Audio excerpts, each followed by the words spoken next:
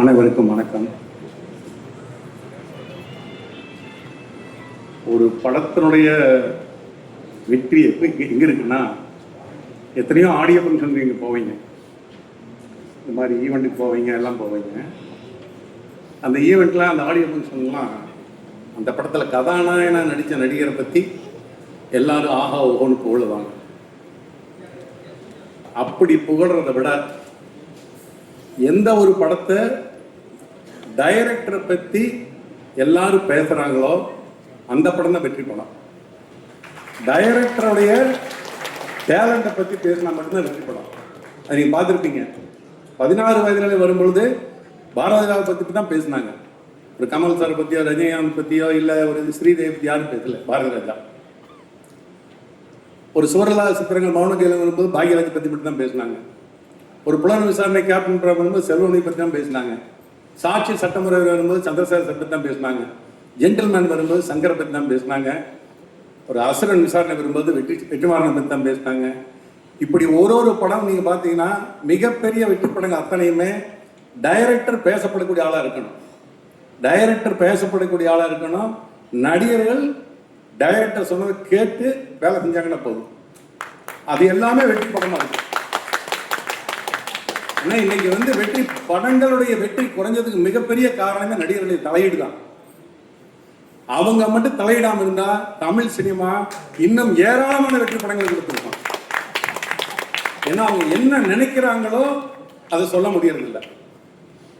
Director நினைச்சு அதை சொன்னாங்கன்னு சொல்லிட்டுனா, ஏன்னா அவங்க ஒரு படத்தை ஆரம்பிக்கும் போது அந்த டைரக்டர் தன்னுடைய சொல்லுவாங்களே, மற்ற விவசாயம் பண்ணுறவங்களாகட்டும் எல்லாராகட்டும் நெட்டில் நாம் வேலை செய்கிறோம் அப்படின்னு சொல்கிற மாதிரி டைரக்டர் ஒரு படத்தை ஆரம்பிக்கிற அன்னைக்கு அது தன்னுடைய குழந்தை மாதிரி அதை கொஞ்சம் கொஞ்சமாக வளர்த்தி அதுக்கு ஒரு நல்ல ஒரு முழு உருவம் கொடுத்து அதை கொண்டு தெரியல நான் எப்படி நினைக்கிறோங்களோ அதை கொடுக்கணும்னு நினைக்கும்போது அந்த குழந்தைய நீங்கள் கொஞ்சம் கொஞ்சமாக கையை பிக்கிறது, காலை பிக்கிறது, இந்த மாதிரியெல்லாம் செய்யும் பொழுது தான் அந்த படம் தோல்வி படமாக அமையுது.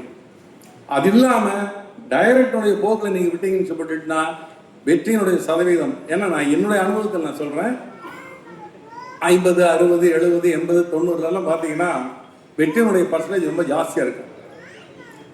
ஒரு வருஷத்தில் 100 படம் 80 படம் வெற்றி அடையும். ஆனால் வெற்றியினுடைய சதவீதம் எங்கே குறைய ஆரம்பிச்சதுன்னா கதாநாயகனுடைய தலைவீட்டுக்கு அப்புறம் தான் குறைய ஆரம்பிச்சது. தயவு செஞ்சு இந்த ஆடியோ ஃபங்க்ஷன் ஈவெண்ட், ஏன்னா நான் பொதுவாக உங்களுக்கே தெரியும் ஜாஸ்தி இந்த மாதிரி நிகழ்ச்சியெல்லாம் கலந்துக்க முடியறது இல்லையா. நான் வெளியூர்லேருந்து வர வேண்டிய இருந்ததுனால லலித் ஃபோன் பண்ணி இந்த மாதிரி அக்ஷய் முதல் நடிச்சிருக்கான், நீங்கள் அவசியம் ஆசீர்வாதம் பண்ணணும்னு சொன்னார். அப்போ நான் சொன்னேன் கண்டிப்பாக வரணுடு அப்படின்னு சொல்லி தான் வந்தேன். நீங்கள் படத்தை பார்த்துருங்க அப்படின்னு சொன்னார். காலையில் வந்தோடனே படம் பார்த்துட்டு தான் நேரம் நான் இங்கே வந்தேன். சிவாவோட சொன்னார், அதாவது படம் பார்த்துட்டு யார்கிட்ட அசிஸ்டண்டாக வேலை செஞ்சேன்னு சொல்லிட்டு கேட்டேன் அப்படின்னு சொல்லி கேட்கவே வேண்டியதில்லை. கேட்கவே வேண்டியதில்லை, படத்தை பார்த்தா தெரிய வெற்றிமாறன் அசிஸ்டன்ட் அப்படிங்கிறது. ஏன்னா வெற்றிமாறனுடைய சாயல் இருக்கு. ஆனால் அந்த சாயல் எங்கே இருக்குன்னு சொல்லிட்டுனா முழுக்க எல்லாத்தையும் படத்தோட கட்டி போட வச்சிருக்கோம். நடிகர்கள்னா எல்லாருமே அந்த பாத்திரமாக தான் நடிச்சிருக்காங்க. கதாநாயகனாகட்டும், கதாநாயகியாகட்டும், மற்ற கேரக்டர் எல்லாருமே இருந்தது அந்த பாடத்தினுடைய பாத்திரங்களுக்கு தான் உயிர் கொடுத்துருக்கிறீங்க. பிரபு சாரோட ஃபோன் பண்ணி சொன்னார். பொதுவாக பிரபு என்ன பண்ணுவார்னா ஏதாவது ஒரு அக்கேஷனாக ஃபோன் பண்ணி ரொம்ப நல்லா விசாரிப்பார், எல்லாம் சொல்லுவார். இந்த படம் அவர் பார்த்துட்டாருன்னு நினைக்கிறேன். பார்த்துன்னு எனக்கு ஒரு மெசேஜ் போட்டிருந்தாரு, ஆனால் நீங்கள் படத்தை பார்த்துட்டு சொல்லுங்கள் அப்படின்னு சொல்லி நான் படம் நானும் சொன்னேன். அற்புதமாக விக்ரம் பிரபுரத்தில் பிரமாதமாக பண்ணியிருக்கேன். ஏன்னா இவங்கெல்லாம் நம்ம பையனோட சொல்லக்கூடாது, பேர பசங்க மாதிரி இவங்கெல்லாம் நல்லா இருக்கணும் அப்படின்னு நம்ம மாதிரி இருக்கிறவங்க பெரியவங்க மனமாற அவங்களை வாழ்க்கணும்.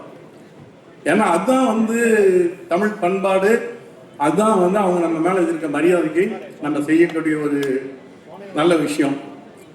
அதே மாதிரி தான் அக்ஷய் படத்தில் இந்த படத்துலேயே புதுமுகமாக இருந்ததுன்னா கூட அந்த புதுமுகங்கிற சாயல் கொஞ்சம் கூட தெரியல. அது எல்லாமே இதெல்லாம் காரணம் வேறு யாரும் கிடையாது, நீங்களாம் கிடையாது. முழுக்க டைரக்டராக காரணத்துக்கெல்லாம். ஆமாம், டைரக்டர் நான் நினைச்சதை கொண்டு வந்துட்டாரு. அதுக்கு நீங்கள் எல்லாரும் சப்போர்ட் பண்ணிக்கணும் நான் சொல்லுவேன் ஒழிய பிரமாதமாக எல்லாருமே பண்ணியிருப்பீங்க. ஒரு கேரக்டர் தனித்தே நான் சொல்ல எனக்கு தெரியல. நல்ல அற்புதமான ஒரு படத்தை கொடுத்துருக்கீங்க. டைரக்டர் இந்த மாதிரி டைரக்டருடைய படமாக அடுத்த 2026 அப்புறம், ஏன்னா நான் தமிழ் சினிமா எந்த இடத்துல நோக்கி இருக்குன்னு உங்களுக்கு எல்லாத்துக்குமே தெரியும். இது வரைக்கும் 79 நான் சினிமாவுக்கு வந்தேன். ஏறத்தாழ 45 வருஷம் ஆகிப்போச்சு, 25-45 வருஷம் ஆகிப்போச்சு. நாங்கள் எல்லாருமே ஒரே காலகட்டத்தில் தான் வந்தோம். அதில் வந்து தானு நானெல்லாம் வந்து ஆரம்ப காலத்தில் வந்து ஒரே பீரியட்லாம் சினிமாவுக்குள்ள வந்து இன்னைக்கு வரைக்கும் இருந்துகிட்டு இருக்கோம். இந்த வருஷம் மாதிரி ஒரு மோசமான ஒரு வருஷம் 2025 மாதிரி எந்த ஒரு வருஷமும் சினிமா வசூலில் படத்துடைய இதழ் கிடையாது, ஒரு வருஷம் இல்லை. ஆனால் இந்த வருஷம் ஜெயிச்ச எல்லா படமே டைரக்டர் படம் தான் ஜெயிச்சிருக்கு. இந்த வருஷம் ஜெயிச்ச ஒரு ஆர்டிஸ்ட் படம் எந்த படமே பெருசாக ஜெயிக்கல, டைரக்டர் படம் தான் ஜெயிச்சிருக்கு. அதில் முத்தாய்ப்பு இந்த வருஷம் கடைசியில் வரக்கூடிய கிறிஸ்துமஸுக்கு வரக்கூடிய இந்த படம் ஒரு மிகப்பெரிய வெற்றி படம் தான். கண்டிப்பாக அமையுங்கிறது தான் அத்தனை பேருடைய இதுவும். படம் பார்த்த அத்தனை பேரும் நாளைக்கு படம் ரிலீஸ் ஆனாலுமே கண்டிப்பாக தமிழக மக்கள் இந்த படத்தை பற்றி பெருமையாக பேசிக்குவாங்க.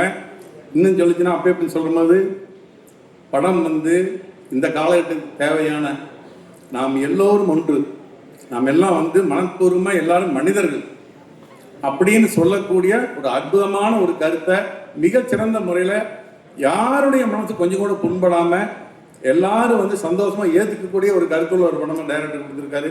தம்பி, உங்களுக்கு எனக்கு மனமார்ந்த வாழ்த்துக்கள். நீங்கள் வந்து தமிழ் சினிமாவுக்கு ஒரு லைட்னு சொல்லுவாங்க, அந்த மாதிரி இப்படி எடுங்க. ஒரு பாவ மன்னிப்பு மாதிரி, ஒரு பாவ பிரிவினை மாதிரி, எந்த விதமான மதம், இனம், மொழி, ஜாதி அதெல்லாம் எதுவுமே இல்லாமல் மனிதாபிமானத்தை காட்டக்கூடிய ஒரு சிறந்த படத்தை கொடுத்துருக்குறீங்க. அது வந்து என்னுடைய தம்பி லலித் இந்த படத்தை தயாரித்திருக்காரு. அப்படிப்பட்ட இந்த படம் தமிழ்நாட்டினுடைய பேசப்படக்கூடிய ஒரு பெரிய படமாக அமையும். இந்த படத்தினுடைய வெற்றிக்கு எனது மனமார்ந்த வாழ்த்துக்கள். நன்றி.